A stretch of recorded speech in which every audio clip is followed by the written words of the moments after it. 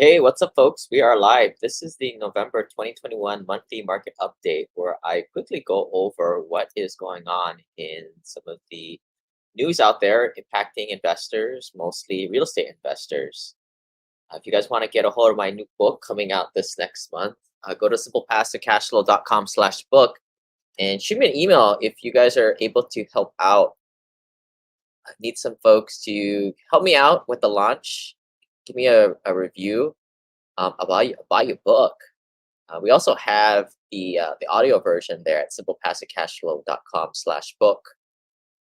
So help out the cause, get the good word out. We appreciate it, guys. And we'll get started. If you guys haven't met me before, my name is Lane Kawoka. I currently 6,500 rental units. We're gonna update this slide. And used to be an engineer, and I kind of show you guys how to escape the rat race, investing in alternative investments, and stop doing stuff like buying a house to live in, paying off your debt.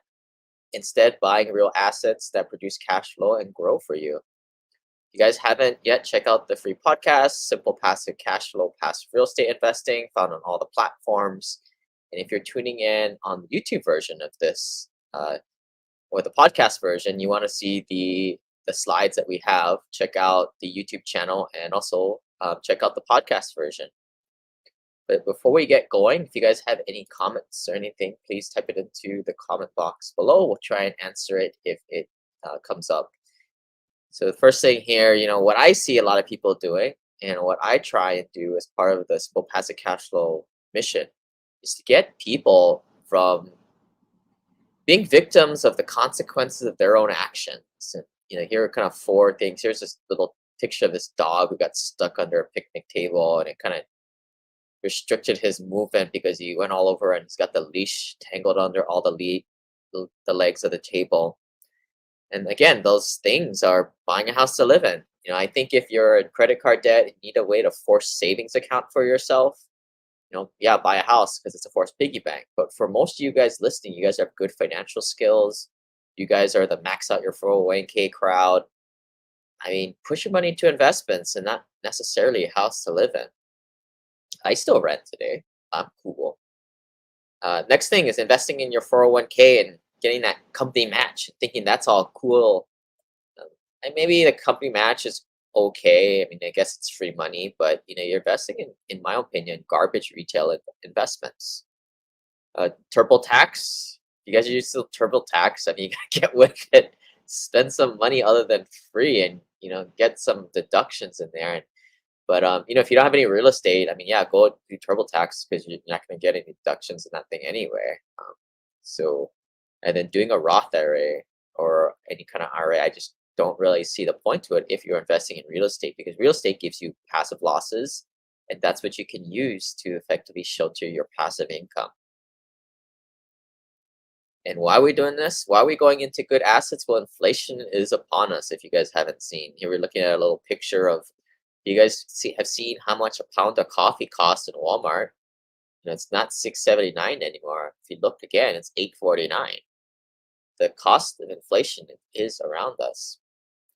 So here we go. Let's get into some of the headlines here. Wallet Hub released a couple reports of some of the safest cities in America, and those are Columbia, Maryland, South Burlington, Vermont, Nausea, New Hampshire, Yonkers, New York, Madison, Wisconsin, Portland, Maine, Warwick, Rhode Island, Raleigh, North Carolina, Burlington, I think that's Vermont, Winston-Salem, North Carolina.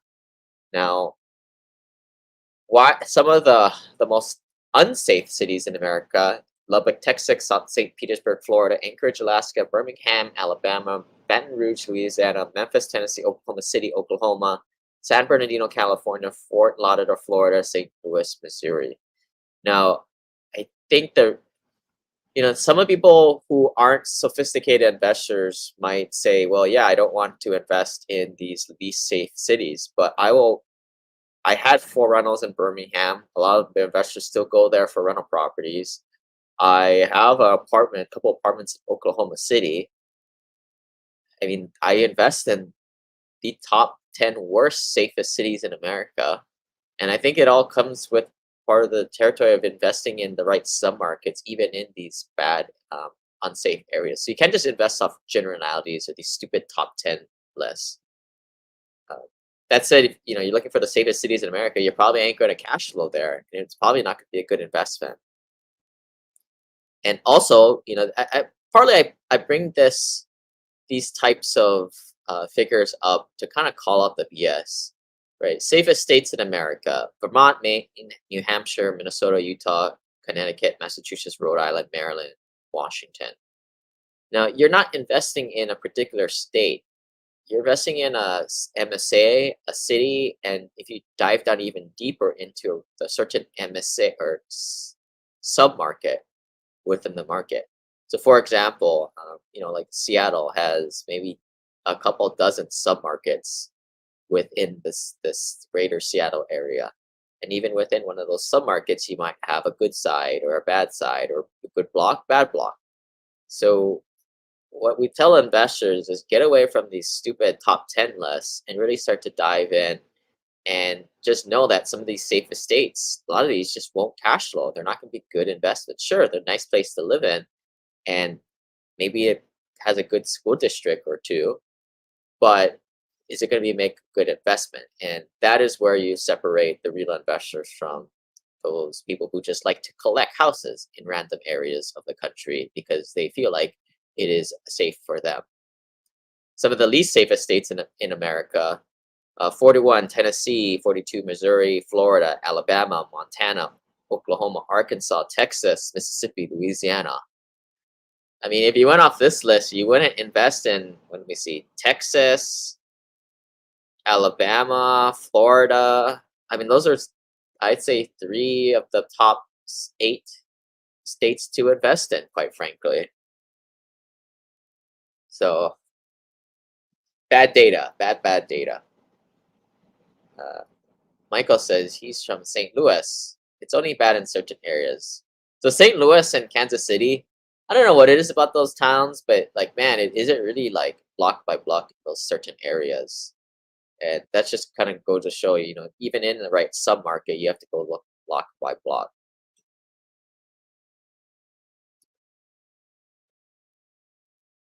Thanks for the comments, folks. Feel free to drop more comments in. And also, if you guys are checking this out on replay, drop the comments below. I might get to it if I happen to be playing around with social media, which I try not to. I think social media is kind of a waste of time. But this next slide is from Arbor. Arbor is one of the few direct Fannie Mae Freddie Mac lenders that we'll work with to get these large direct Fannie Freddie loans for apartments. A lot of good data and newsletters they come up with. So this is a kind of an article on affordability, and some of the highlights here. The pandemic's economic effects combined with this year's surging rent prices have strained low-income renters, placing housing affordability back in the spotlight. So as we know, the pandemic impacted a lot of the low end, the Class C type of stuff. The Class A stuff, in a traditional recession, the Class A people lose their jobs and move to the Bs, and the Bs move to the Cs. But in this particular COVID-19 pandemic / recession, the A class were pretty much unimpacted, other than paying for Grubhub and not having to go to their college sports games or professional sports games and big nice vacations. Boo-hoo. But other than that, they're pretty good. Some of our Class A apartments, they ran into a rough month there when a lot of people realized that interest rates were low and they bought houses, right? And this is why it's nice to invest in stuff that your tenants aren't exactly economically mobile. Now, that could be insensitive, I guess, but hey, when you're an investor, you don't want too much turnover amongst your tenants. Next point here: reduced business income due to the pandemic and related downturn may decrease the value of tax credits and require affordable developers to seek alternative financing sources. So there's a lot of developers out there that will develop these properties for the lower income, or it might have, say 20% of the units designated to be 20% under the market rents. And this is the government's, I think it's a good idea. It's the government's way of ensuring that you have ample supply of lower income, because even in a good area, someone's got to take out the trash or do those types of jobs. So it'd be cool if they live close to where it's at. I think this is a hell of a lot better idea than making a bunch of projects and where a bunch of poor people are living. That's just, I don't know. That's just breeds a lot of unsafe conditions and high crime areas. Where I think that they call this the lure, the lurk, different acronyms. LIHTC is another program, but developers will take advantage of these government incentives to build and either get credits or great loans. But the give back is they need to have these rent restrictions on a certain amount of units. We've got a couple of apartments that have this exact same thing, where 20% of the units are designated lower income. The the share of the LIHTC mortgages utilizing the 4% tax credit remained elevated at 40% through the second quarter of 2021, reflecting the continued attractiveness of rehabbing versus ground up development. The Housing Choice Voucher Program, another major affordable housing initiative, is set to be expanded in the proposal of 2022 federal budget by 5.3 billion, a 13.3 increase from the fiscal year 2021. Now, 3.5 of several trillion, still pennies amongst the big stimulus package. So it sounds like a lot of money, but I mean, just kind of a drop in the bucket in my opinion. Now, this article is a doozy here. We're going to try and break this down. This is from the Joint Center of Housing Studies of Harvard University. And if you guys are ever looking to sound really cool and smart in front of your coworkers, friends about investing in rental properties, this is a great source to read about. So, what this article is, and I'm going to summarize from a real high level here, just so you guys have the major takeaways, is this is discussing kind of the whole debate whether you should have zoning restrictions on certain areas of your market, of your MSA or submarkets. Now, if you guys have been paying attention to the last investor letters, the last one we had, I think it was 1 month or 2 months ago. I mean, you guys can access the old versions of this monthly newsletter at simplepassivecashflow.com/investor letter. But if you recall, California, gotta love California, I think probably the most progressive state in the union, just pretty much they kind of had a restriction on certain single family home zoned areas, and due to some of the need for more housing due to high costs, they are starting to break up those traditionally single family home zoning and allow for some more densities and duplexes, triplexes, or quads, or smaller apartments in those. And a lot of more affluent people get upset at this type of stuff, because it's kind of like, well, not in my neighborhood, right? Like, this is for the rich folks. Leave us alone. I don't know why I say it in that accent, but um, it's the battle between the haves and have-nots once again. And this has been kind of going on since the beginning of time. In the 19th century in America, cities started to institute zoning, and the builders of homes were lightly regulated. In the early 20th century, progressive reform included the practice of land zoning from Germany in order to provide working class families with low density housing on the urban outskirts. If you guys are history majors or you love geeking out on this stuff, you guys can look at the 1917 Buchanan versus Worley Supreme Court decision, which prohibited zone by race.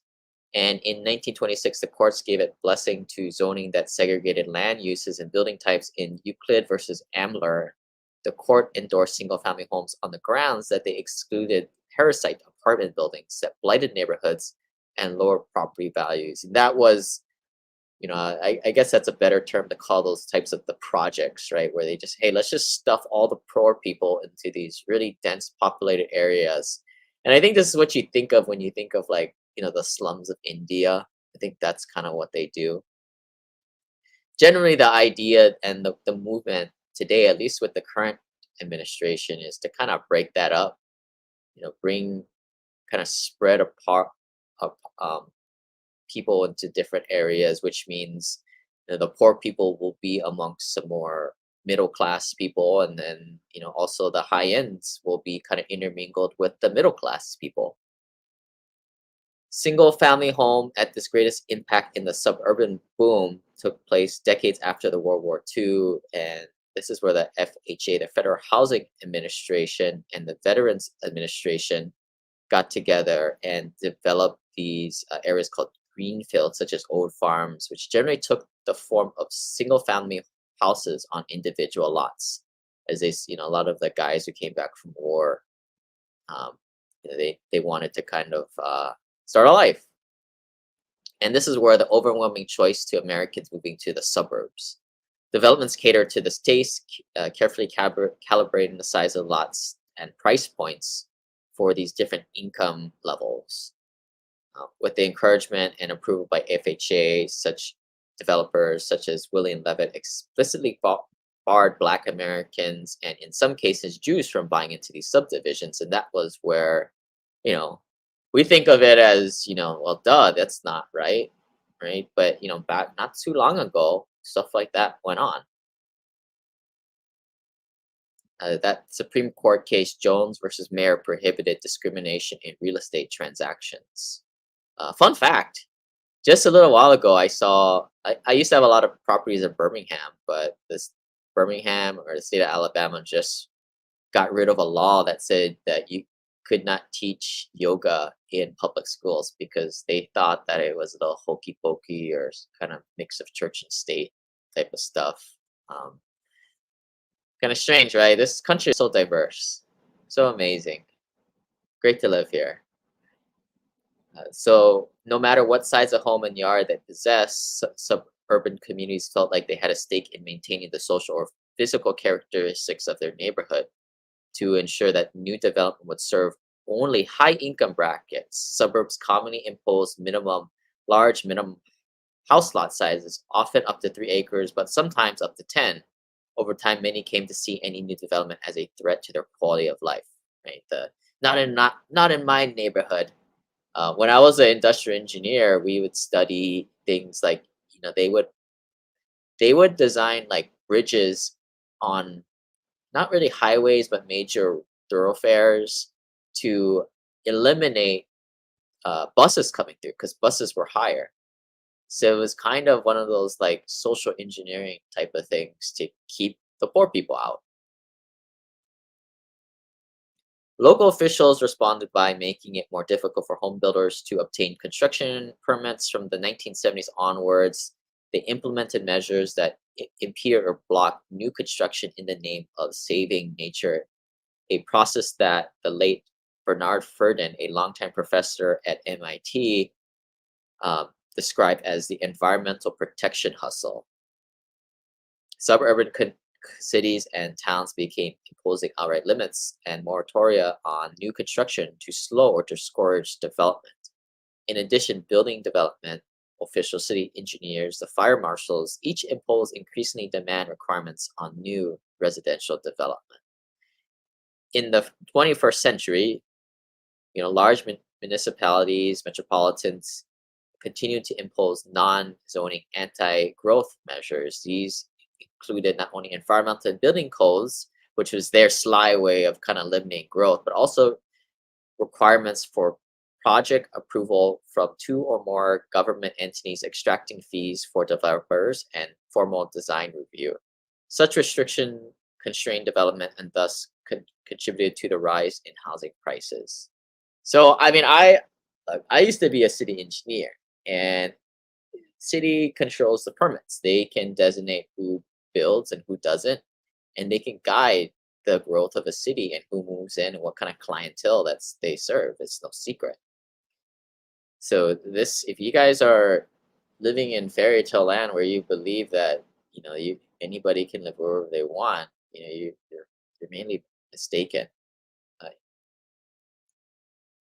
But there's been a movement to increase density and remove barriers to housing developments, sometimes called Yes in My Backyard, has brought about the recent single family zoning bans, as well as new rules to apply accessory dwelling units in single family houses in states and localities, most notably Oregon, California, and Connecticut.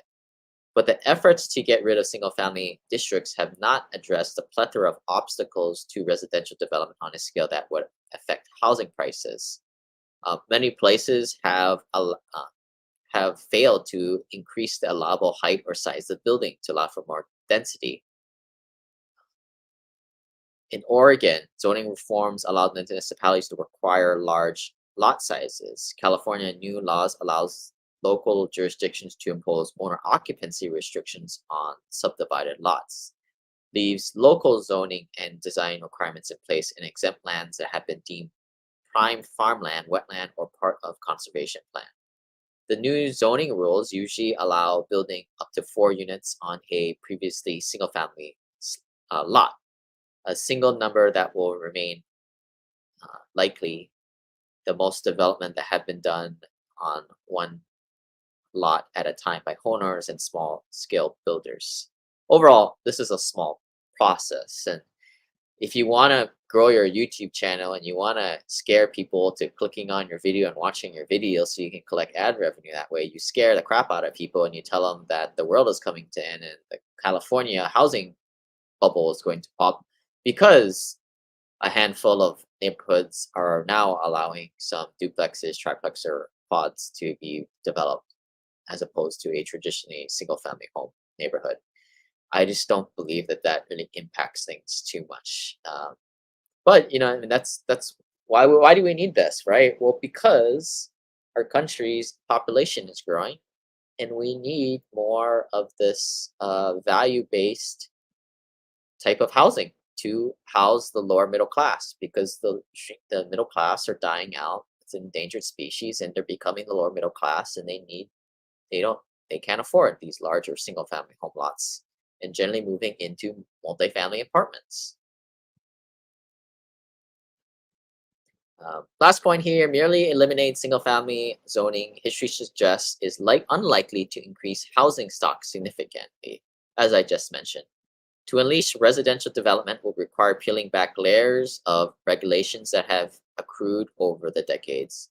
This could mean reducing minimum lot sizes, relaxing overly stringent construction and site requirements, easing design reviews, and rolling back some environmental controls, including certain provisions for wetlands and open space. The political efforts necessary to reverse such entrenched practices, however, will be formidable, so that the recent laws against single family zoning are but the first steps in a large march. So what they're saying is, yeah, sure, it can be open to single family home or duplex, triplex, or quads, but good luck trying to get a permit.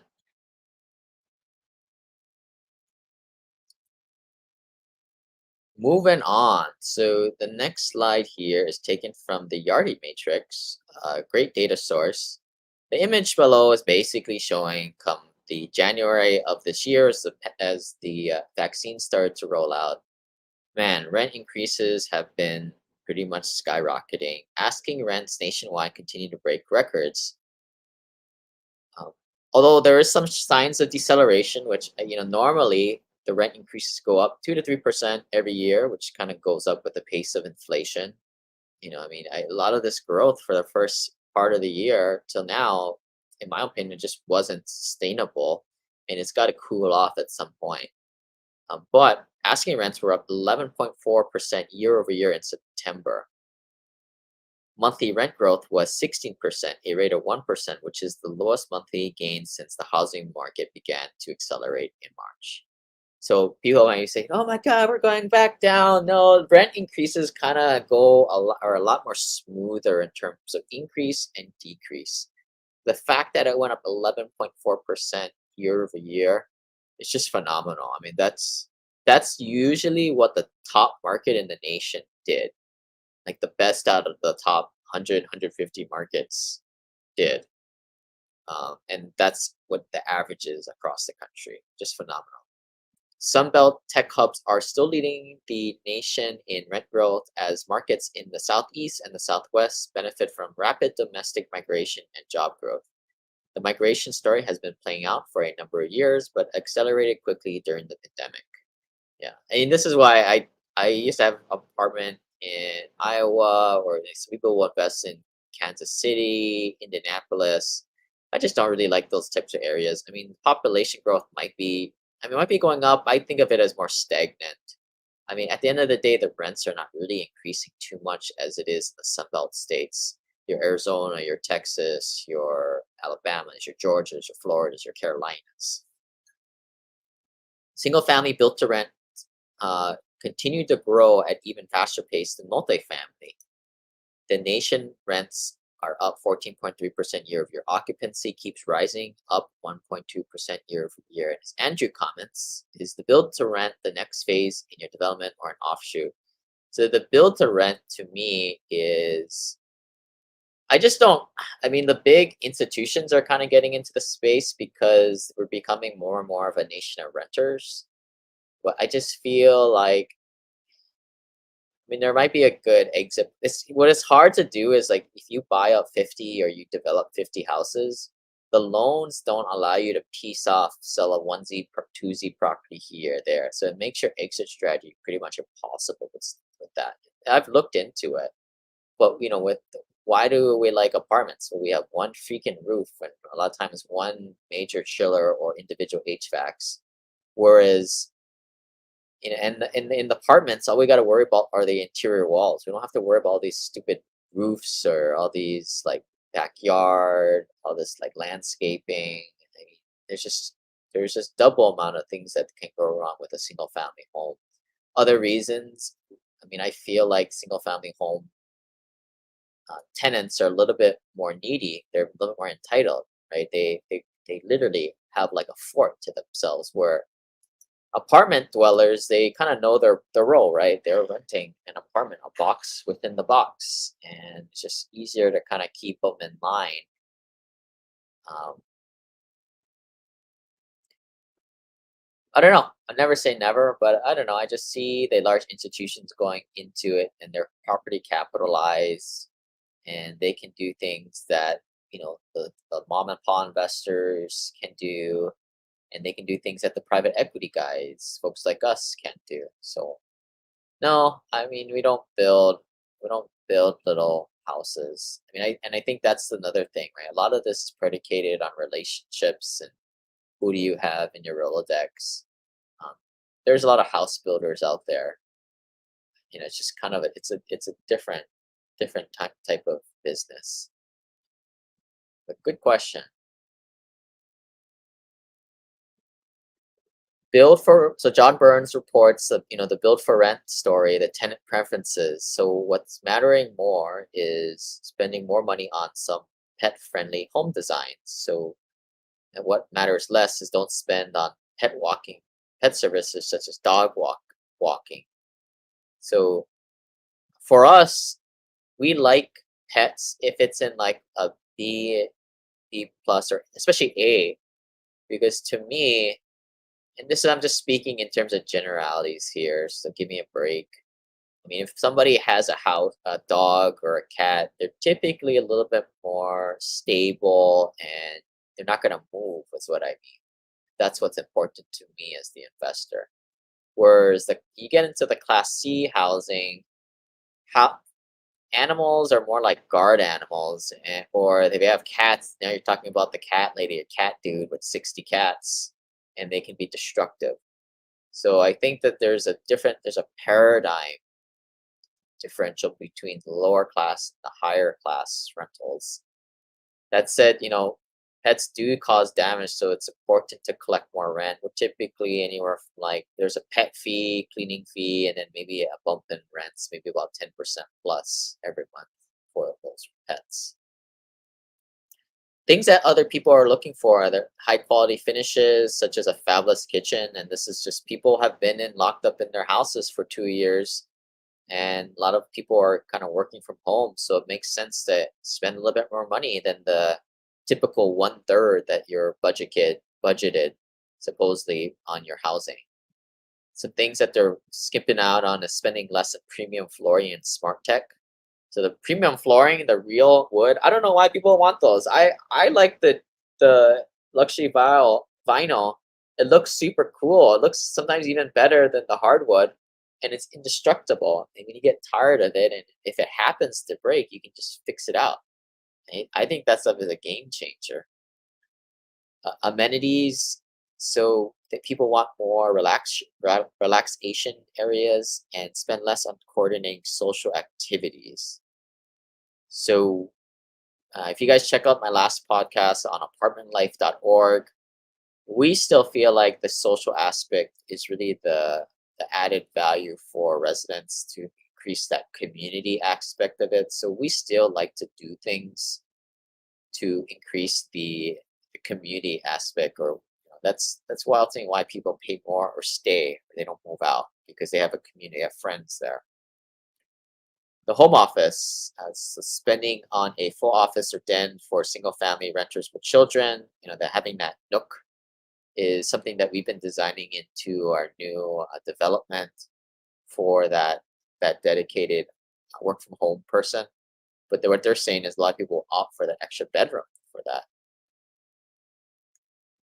Um, People aren't spending their money on is not spending money on a full office for single and couple single family renters. Merchandise a bedroom for flexibility. The National Association of Realtors had an article about renter demand shifts toward more affordable and suburban Class B and C apartments. Go figure. Uh, they're citing the apartment demand has surged during the pandemic, continued to soar to a decade high level as 2021 quarter three, with a net absorption of nearly a million units since 2020 quarter two. Absorption, just so you guys don't know, absorption is like, new stuff coming online or vacant things being filled up with people or absorbed. Nearly a quarter of a million units in the past 12 months as of 2023. The vacancy rate has fallen to a decade low of 4.5%, and the asking rent has soared to a historical high of 10.5%. So whenever you're looking at, the demand or the hotness of the market, what we look at a lot is not only is where the asking rents are going, and obviously it's been on a tear for this beginning part of the year, but what is the vacancy rates too? Can also be an early indicator of or a symptom of a better market or a worse market in the future. So as vacancy starts to creep up, that's how you know that there's too much inventory coming online. And I think at that most cases, in my opinion, you're gonna see that the rents lag the vacancy dips. You guys are more graphical people. We have a lot of engineers. So the graph at the top, this coming from the highest 12-month net absorption, declining vacancy rate, and rapid rent growth as of October 13th, 2021. So the top graph is the absorption of units. As you've seen, as of the last 2020 quarter three, absorption has gone way, way up, almost 2 to 3 times what it's normally been. Vacancy rates have also come down. Typically, we're hovering anywhere from 6 to 10% vacancies. That seems to be the healthy amount of vacancy across the board. But now, lows of 4.6%, which is indicative of a good, hot, healthy market. Asking rent year over year growth, obviously that has skyrocketed 11.4% since last year.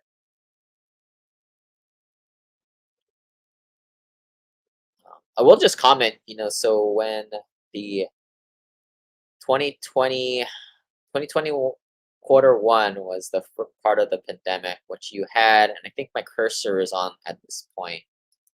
I guess you guys can't see my cursor, but at that bottom of the low, you've seen that rents got kind of frozen because what a lot of investors or operators were doing is just holding rents where they are. Yeah, it was seemed a little unfair with people not working, right? Like to bump up their rents. So that was appropriate at that time.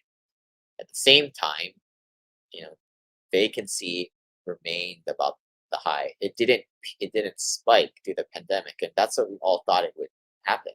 Right? We thought people were going to lose their jobs or not working. Turned out that the pandemic actually froze everything how it was, which is actually a good thing. Right? Heads in beds, rents due, collect your rent checks. That was the impact of the pandemic. Now, this is a breakdown of construction of apartment units by class in 2021 quarter three. And the class is designated by class A, B, and C. So A class is your luxury stuff. B class is your still pretty nice stuff, especially if you're talking brand new, but definitely not the luxury stuff. And then class C stuff is your lower income. And this is why, why is there no class C stuff? Well, the cost to build the dang thing just doesn't make any sense when you're building it, which is why barely any supply comes online. 1.34% of new construction is class C. What it is, it's a split between class A and B. But there's an interesting phenomenon happening here. So if you're looking at the graph, this is probably a graph for a lot of you guys listening on the podcast to go and check out later. In the year 2011, you had more class A than class B, but the spread was very thin. From 2011 to 2016, they diverged. So the class A share of new construction greatly increased, and the class B stuff declined at the same inverse relationship. Now, here's what I'm speculating. Around 2016, maybe there was just too much nice stuff being built, which is typically what happens when the market kind of gets a little bit overheated. The developers go a little bit too much ham on building the class A stuff that they can't really get the rents because there's too much class B supply.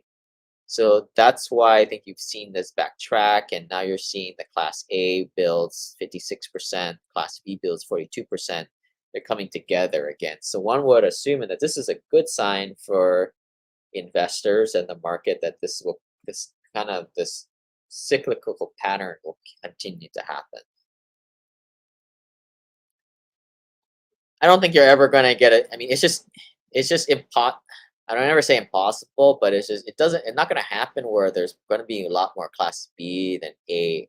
It's just stupid to do that because to build something brand new, it just makes sense to just build it A class.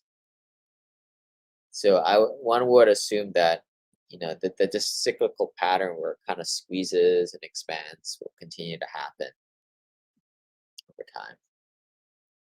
Should there be a recession, what I would think is the whole quantity would decline, but the percentages will kind of remain the same.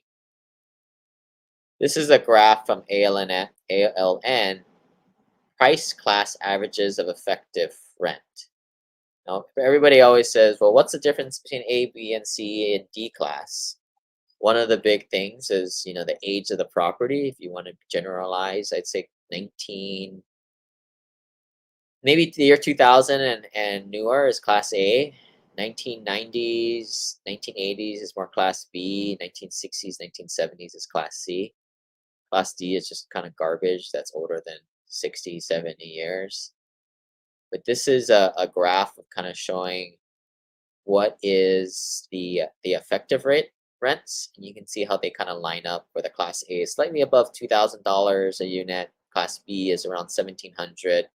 Class C is $1,400 and Class D is $1,100. Of course, these are a lot higher because we're including high-priced areas such as New York, California, Hawaii, Seattle. Because a lot of the Class C properties that we'll buy, average rents will be around $800. Usually about a little less than $1 to $1 a square foot. I mean, if you go by this graph, we're certainly not buying Class D, but most of the California pricing is a lot higher than this. This is again where an investor needs to take this all into account and understand this is just the whole United States clumped into one. As we all know, we are very diverse culture, political mindedness, and also a wide range of housing options. You got a lot of different Class A pricing. I mean, Class A in California could mean $3,500, $5,000 a month. And in Huntsville, we're building the stuff that'll rent for $1,400 to $1,600 for Class A. If you guys see that little orange dot there, that is actually that percent change that of the rents have been changing, and a lot of the increases has been happening in the A and B class types of market or types of assets. Everybody's been talking about the supply chain shortages. This is why we like to go into stabilized assets because, and this only kind of impacts development where you aren't able to get in front of the problem. Where the shortages that in our world is 63% are the windows. That's the primary the issue, getting those windows. 17% is getting the lumber, 13% is the engineered wood products, and 8% is the concrete.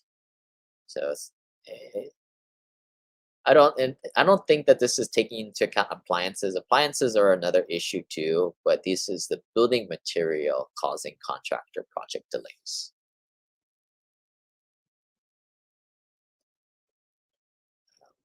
Overall, rental market's been skyrocketing. If you're an investor being left out, well, I feel bad for you. Jump on board and ride this inflation wave for the next several years at least. But the top three challenges for the rental industry putting out by the multi-housing news. First one, recruitment and retention of staff. A lot of people are, if you guys have heard of the Great Resignation, I'm gonna restrain myself from telling you my real thoughts about this whole thing. But people are kind of burnt out, so people are like leaving their jobs, and a lot of it is like lower level staff. Although have talked to a few of you guys who've booked calls with me, and some of you guys are just done. Um, you guys are all white collared workers, but you guys are kind of done with it. But most of the people partaking in the Great Resignation are the service workers, the people in the front lines, and those are the people that typically will employ as the property management staff at these properties and the maintenance handyman staff. So that's number one. Number two, finding high quality vendors represented the number one challenge. I guess that kind of goes with number one. Number two, lost rent more severely impacting smaller companies. And there are many positions in this industry that don't require a college education. They are looking to create programs that promote the industry to attract workers. There is a lot of churn in the industry as we need to see the labor pool open up. And one way to do that is to advertise industry and all the benefits it offers. Kind of reminds me of the whole teacher shortage, right? Anybody wants to teach a bunch of kids and not get paid too much, sign up, right? It's kind of like property manager, right? Anybody wants to interact with tenants who they only write 2 and 1 star reviews when they are upset, but when they're happy, they don't tell a single soul to say thank you. They assume and they're entitled for good treatment in their $800 apartment. It's kind of a thankless profession. It requires lots of tact, lots of project management skills, lots of people skills, and um, it's a very key critical position, in my opinion. If you guys haven't checked out the Family Office Ohana group, I think we're getting up to, actually, I got to change the site, 80 members or so. The the initial fee to join is going up next year, so please reach out before the end of the year to partake in 2021 pricing because it ain't going to go down.